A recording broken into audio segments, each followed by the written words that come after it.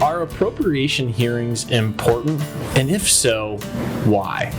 On today's Conversations with Clint, I have the opportunity to be joined by Representative Gabler and Representative Grove. Grove, this is your second time on our podcast, right? It is. It's amazing. I enjoy it. I know, 2 times in 1 month. That's amazing. I could be your co-host. Now that's a scary thought. That sounds like a hostile takeover. I'd be careful with it. No. Just sit here and crack jokes and, feed off each other. It'd be great. Yeah. Kind of like appropriations hearings. Amen. Well, we are here today. We actually have appropriations hearings this week. And this is week 1 of 3 weeks. And I thought it would be interesting to hear from each of you guys. Why would you say appropriations hearings are important?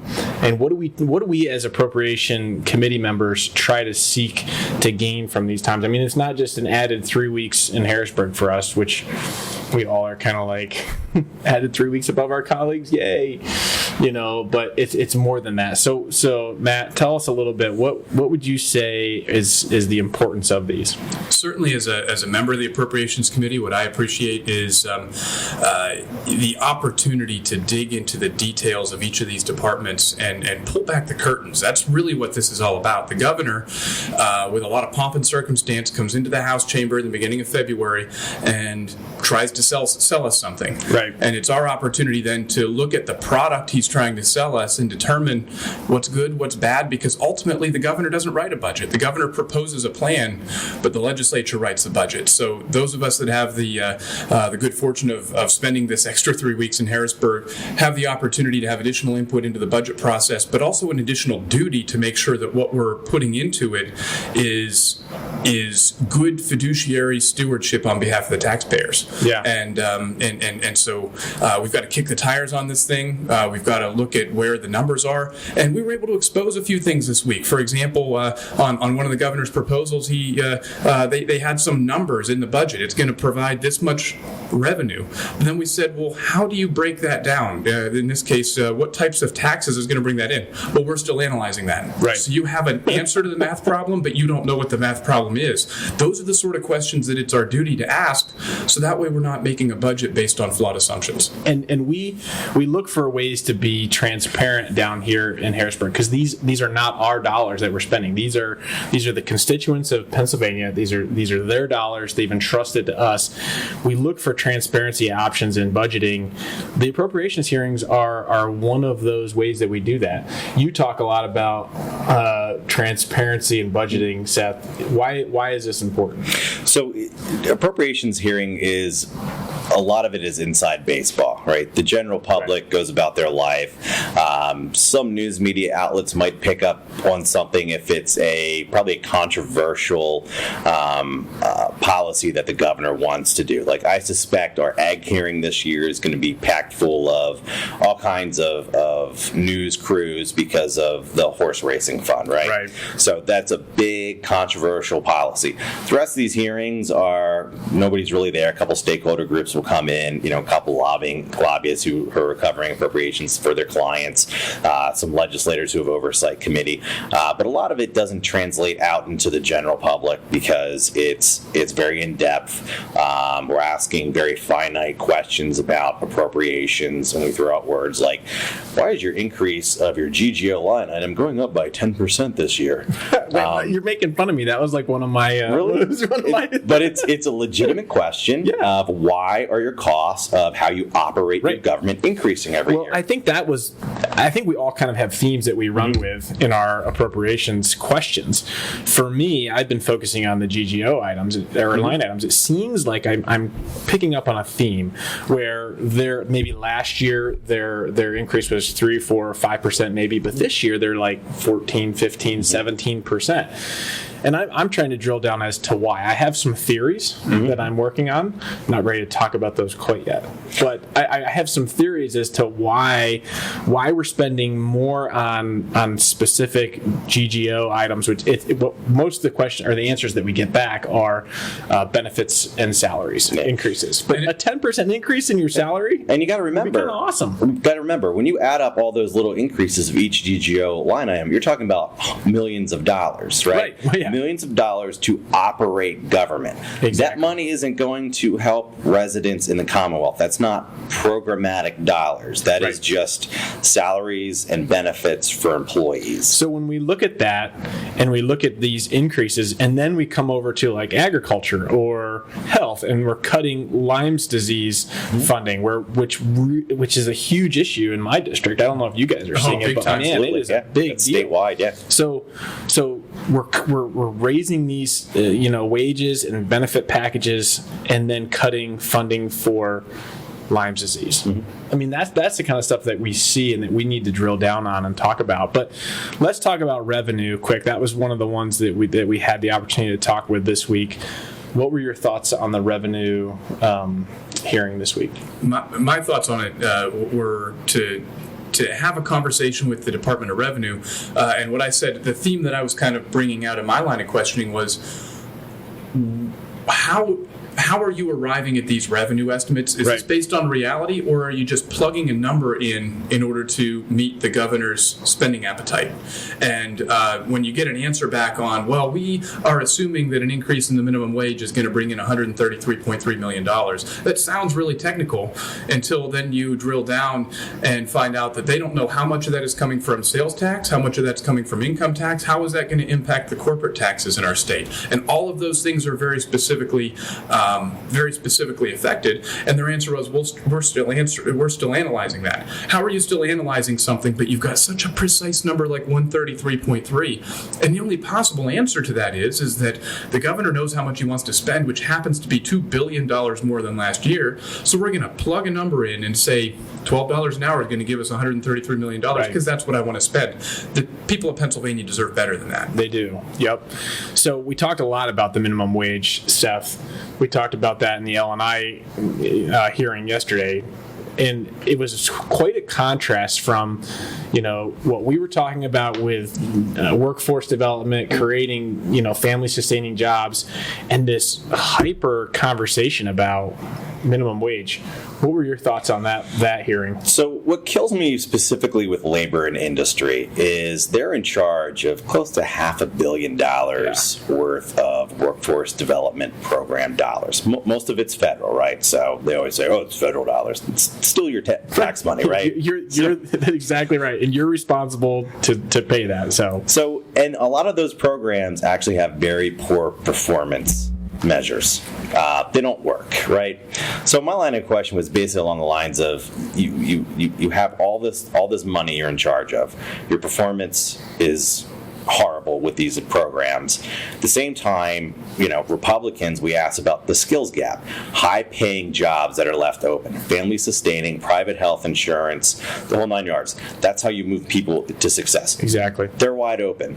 On the other hand, you have Democrats saying we need to raise the minimum wage. We have 2 million people on minimum wage, and it's terrible. We need to raise the wage. Well, if you have $500 million of money that's supposed to be used to move those people off minimum wage to the high skill open jobs, and you're not doing it, you're failing. You're failing taxpayers, you're failing residents, and you're failing those individuals on minimum wage. And the fact that, he left it as meh, it's just federal dollars, it's excruciating, painful for me to hear that, because think about it, if you have $500 million and you have 2 million people, just do the math. How much is that per person of job training to move them up to open, great jobs that are open? So it's very frustrating to hear agencies just, meh, it's okay. We just need to do more of the government mandate side instead of utilizing our dollars effectively and efficiently. Yeah. And to go beyond that, if I could dovetail, I thought one of the things that was so fascinating about some of our colleagues from the other side of the aisle and their line of questioning was they would start, and we heard this 3 or 4 times, where they would start to say, so I have this business in my district that supports raising the minimum wage, and they found that they're paying people $15 an hour and their people are happy, therefore we should raise the minimum wage. There's a disconnect here, because what they've just proven is you don't have to raise the minimum wage to create high-paying jobs, you have to create opportunities in high-paying jobs. And so one of the things that I thought didn't come out in that hearing that needed to be kind of exposed was the idea that they're doing a bit of a bait and switch. Our current system is yielding availability of high-paying jobs, and by mandating a minimum wage, it's talking past the problem. We're talking past each other. And it was occurring to me as I was sitting on that panel, what if I decided today, I'm going to go out and buy a new car? That's fine. That's what I want to do. But what if I decided today as a government official, I should mandate everyone in the state to go buy a new car? That's a different conversation. But to me, that's what's going on, is they're saying people are happier in high-paying jobs, therefore we should create a minimum wage that's different. But what we've shown is that despite the fact that our minimum wage is where it is, the high-paying jobs exist. And as Seth said, there are many, many high-paying jobs that aren't even filled. Well, that's what I'm hearing in my district. John Lawrence talked about that. Yes. There's 1,000 jobs in the mushroom industry in his district. I mean, every business that I go to, $15 to $25 an hour, he said. Right. Every business that I go to in my district, their biggest issue right now is labor force. And I've got manufacturing in Elk County, the powder metal industry, the carbon industry. They're telling me we'll take every single worker that will walk through the door that is going to show up to work. We can use them, and they still have vacancies, and they're good paying jobs. So it felt like that hearing specifically, both of them, Revenue and L&I, felt like a ping pong match. Like here we are talking about these available jobs that are there that everybody needs. Which, by the way, minimum pay is $15 an hour. Right. High-paying skilled jobs, minimum pay is $15 an hour. Where do we want to move minimum wage to? $15 an hour. We don't need any government intervention in the system. Right. It's created its own minimum wage as it is, and it's great. So if somebody is looking for a great paying job, they can come to any one of our districts, right? Because they're available, or go to Representative Lawrence's district. But let's not forget about the unsung victims of such a government policy. And I'm going to put myself out there as an example. When I was in high school, I was just going to say, you told us a really great story, from your personal upbringing.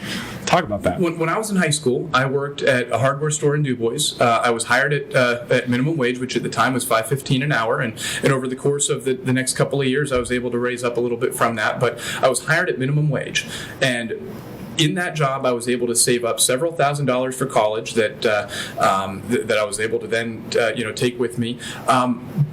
But I wasn't looking for a living wage. I was looking for a high school job. I was looking for an employer to take a chance on a high school kid who was unproven.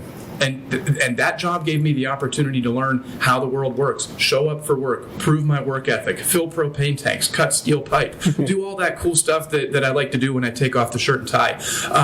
That was the opportunity that gave me. And I think to myself, could that employer have taken a chance on me as a high school kid at $15 an hour?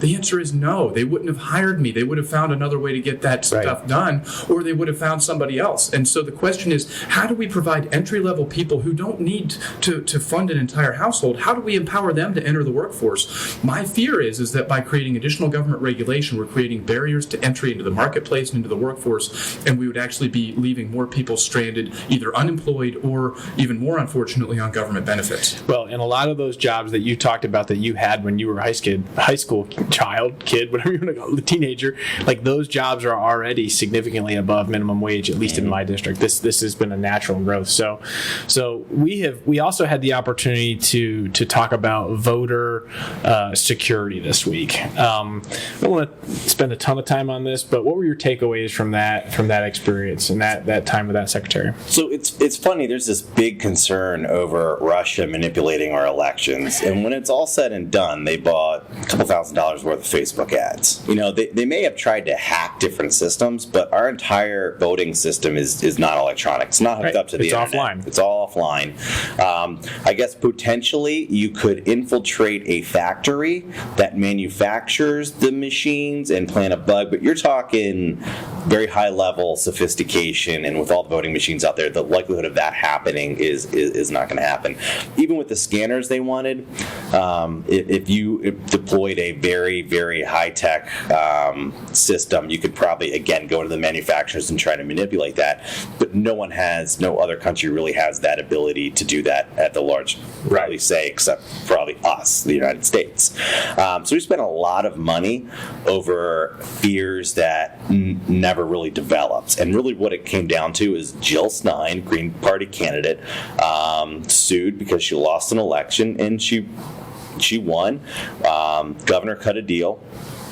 We had to shell out, us, state government, we had to shell out, $135 million to assist counties. It doesn't cover the full cost. The feds put in minuscule amount of money, and county taxpayers are left to foot the bill on brand new machines. York County, we had an epic failure. Epic failure. Oh, man. It was awful. Huge backlogs, and we're very, very, very worried about the upcoming election because in that hearing they said about 6 million Pennsylvanians are projected to vote for president of the United States. It's going to be a big election, right? And let's look at what really happened over the course of the last 2 years is that Secretary Boockvar, in her own words, said, we know there was attempted tampering with the prior election, but it's kind of the same thing as if a potential burglar walks down the street and tries to see if your door is locked or if your windows are locked. Well, they checked, and Pennsylvania's door and window was locked. So as a result of that, we threw out every single election machine in the Commonwealth. Yeah. We threw it away, threw it in the trash, and that's kind of frustrating, and it led to a cost of $135 million, as Seth said. And what's frustrating is that this was all foisted upon us by a unilateral decision by the governor. The governor decided in 2018 that he was going to unilaterally decertify every election machine in the Commonwealth, and then put it on the General Assembly to figure out how to pick up the pieces. And to our credit, we actually showed up with solutions. And we negotiated with the governor, and of course what we got the first time was a veto, because that's the level of cooperation that the governor was looking for, talking about unilateral actions. But we came back, we passed 2 acts in the end of last year, we actually provided a solution.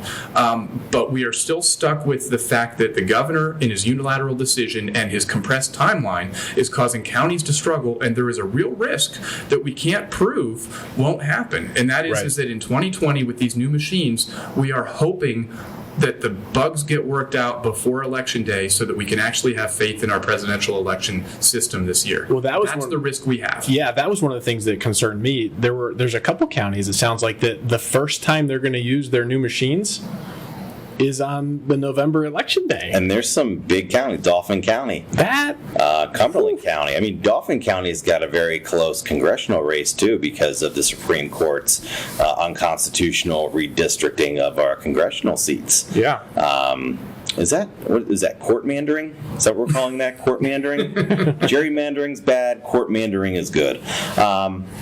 But it's very frustrating because, they've never used them. There's a couple primaries in Dauphin County, a couple of our members, how's it all going to turn out? Big lines, ticked off people. I mean, that's what happened in York.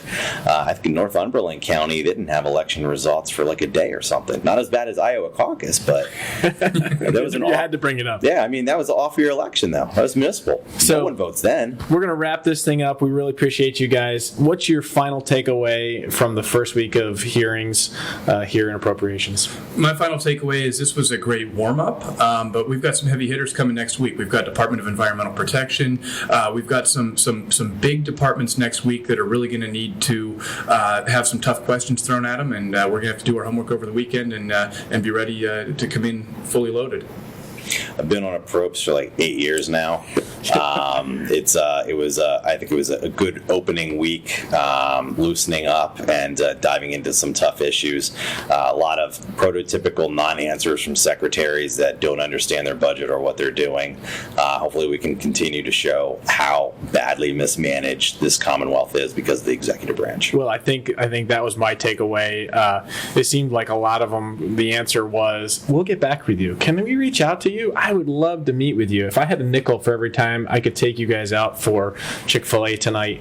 I'll tell you, go back to your original question. Hey, what's your GGO line? Like, that's your employee line. That's how you fund your operations. Yeah. And the fact that they didn't know what their GGO line was or the expenses going into that, that's like the basic function of what they do. Well, thank you guys for your help in this committee, and Seth, your longtime service. This is Matt's last appropriations hearings, right? You're moving on. This will be my last year in the General Assembly. Actually, Seth and I came in the same class, but did you? I didn't realize that. Yeah. Wow. Yeah. This is my first and last term on approps, and I'm going to enjoy every minute of it. I will say those lights in the front of the room are so bright. It's unbelievable. I'm thinking I'm probably going to come out of this one with a tan, which I guess is a good deal for February, right? But we'll make the most of it. That's right. So, Representative Gabler, you referenced a new car in your talk here. We're going to end this with something fun. If you were to buy a new vehicle today, what would it be? Be a nice shiny pickup truck. We talking Ford, Chevy, Dodge? I don't have a strong opinion on that. You don't have a strong opinion. I will tell you, I used to be a Chevy guy. But I've had some issues with the Chevys. It'd probably be a Ford. I think I'm kind of shifting. So yeah. New car, what would it be? So I got vehicle. I got 3 kids, and I got an awesome defense manufacturer in my district that makes Bradleys, fighting tank vehicles. If I had to pick, I would pick that. Plus, I have to drive up 83 to Harrisburg like every day for session. I would like to just roll over cars. So just go for it. I guess I would like the minivan of the military, the Bradley. Is that what we can call it? Fair enough. Yeah, it's not a masculine minivan. For sure. Definitely. Yeah. Does that exist other than the Bradley? No. Yeah. Striker. For me, I would definitely go with a Ford dually diesel. For sure. Very nice. I wouldn't fit in the parking lot downstairs, but I'd have to park out front with the senators. Just saying, if you had a Bradley, you just make your own spot. That's right. Well, thank you guys, and I hope this was helpful for everybody at home that's watching and anybody that is able to tune in. Share this with your friends. We're going to do this at the end of each appropriations hearing week and be able to hopefully bring you a little bit of an update as to what's going on and provide even more transparency for the folks of the Commonwealth who are footing the bill for every piece of government. And we thank you for the opportunity that you've given us to serve down here, and we're doing our best to represent you well on this committee. Stop by any of our offices. We look forward to helping you with any state-related issue, and thanks again for tuning in.